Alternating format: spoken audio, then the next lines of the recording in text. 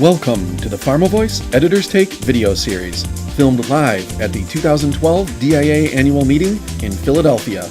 Hosted by Taryn Grome, editor of Pharma Voice. In this session, Taryn meets with Sheila Rocchia, VP, Marketing and Product Management, PHT.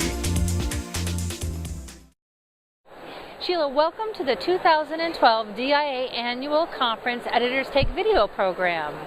Thank you. It's nice to have you here. Let's talk a little bit about how the internet has modernized clinical trial training from your perspective.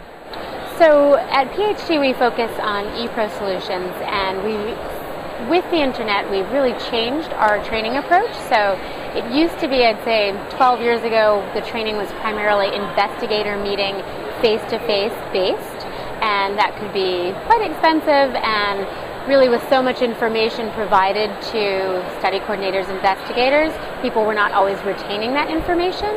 And since then, we really use the internet to provide web-based training and provide really relevant training to the specific trial, to the study coordinators much closer to the time of their first patient in.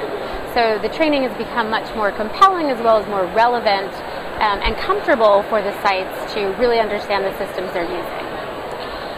Those are terrific insights. Now I also want to ask you, what are some of the best practices that sponsors can use to blend technologies to ensure consistent, convenient, and thorough training of study monitors, clinical investigators, and study coordinators?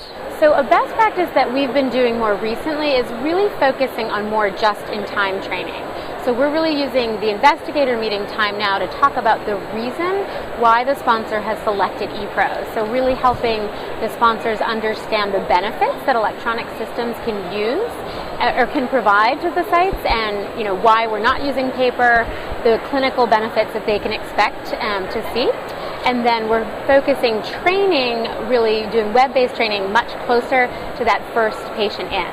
So that's certainly a best practice, is really try and optimize the time of the training, use the web, and make it much closer to the time when it's relevant and meaningful.